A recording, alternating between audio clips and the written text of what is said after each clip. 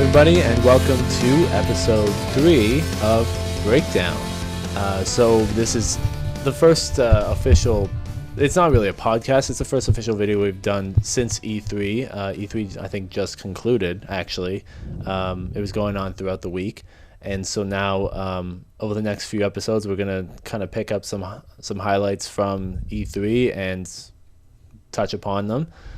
In this episode, I wanted to talk about Rock Band 4. Specifically, they priced a bundle for the instruments, including a guitar, drum kit, and USB microphone. I don't believe there is a piano included, but remember, this is a new Rock Band kit with the instruments being developed by Mad Catz. It's priced at $250, I would assume Canadian and US, which seems a little pricey to me. When I bought the original kit for Rock Band 1, I don't remember it being that pricey. What do you think of the price, Carter? Well, my name is Carter. Thank you for the introduction. Sorry, I didn't give any introductions. I just kind of led into it. It's me and Carter today. Yeah. What did you say the price was? $150? $250. $250? Yeah, that seems like way too much money spending on like the game. And how many instruments does it come with? You said 4-piece outfit, so you get the guitar, drum kit, microphone, and the game. Yeah. I don't know. That just seems like... So what, actually, I'm reading an article right now that says, obviously instruments from the previous game will be included still. So, there is backwards compatibility with the instruments. Yeah. But if you wanted to buy new instruments for Rock Band 4, specifically developed by Mad Catz, they're going to be $250. The bundle pricing is actually apparently $80 more than the original Rock Band games bundle was. So I don't know. I don't think it's a very fair price to bring it up by $80. Like, that's a pretty big spike. Yeah. You could tack it down to $200 maybe, and because that's about half the price of a console right there. Yeah. So I don't know. I think people are gonna kind of stick to their original controllers if they are still intact, if their drum sets aren't broken. Yeah. Essentially. They haven't discussed anything about the piano as far as I know. I've only really seen the guitar and the drum set. And there's officially no plan for a specific bass guitar, so Anthony wouldn't be able to play with that broken bass strumming thing that he had. Yeah. Again, so because I switched from Xbox to PS4, I'm not even going to be able to get a chance to buy the instruments. I'm not going to bother putting that much money down on it. Yeah. And I think I'm just going to sit this one out. I'm probably going to just view it from the sidelines and see how it turns out. Yeah. Because we got all of our stuff invested onto the Xbox 360. Interesting thing, though, I wanted to mention, when I had heard what the price was for the bundle, I made a Twitter message about it, or a Twitter comment about it. Yeah. I got a message from a guy, I don't know what his handle is, Sparky the something. Oh, Sparky the Babbler. He's a guy from the UK. And he actually responded to my message, and he said, you think it's expensive for you guys. It's €220 here in the UK. Who on earth has that kind of money? And so I was like, €220. I wonder what that comes out to in American or Canadian.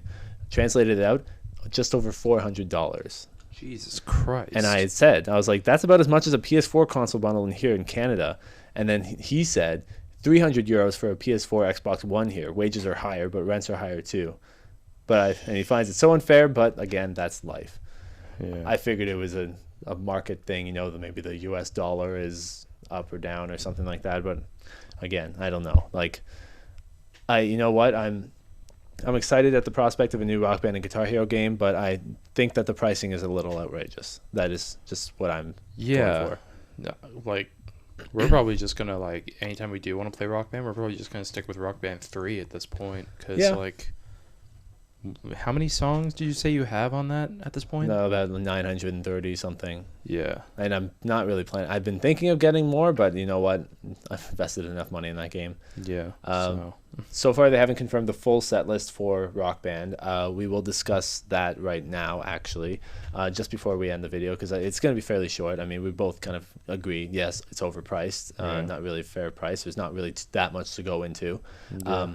So the songs that they've confirmed so far for Rock Band 4 include Avenged Sevenfold's Hail to the King, Jack White's Lazaretto, this Little Miss Can't Be Wrong by the Spin Doctors, My God is the Sun by Queens of the Stone Age, The Seeker from The Who, which was on Guitar Hero 3, Somebody Told Me by The Killers, Suspicious Minds by Elvis Presley, Uptown Funk by Mark Ronson featuring Bruno Mars, a song called Violent Shiver by Benjamin Booker, which is apparently it's from 2014. It's a new one.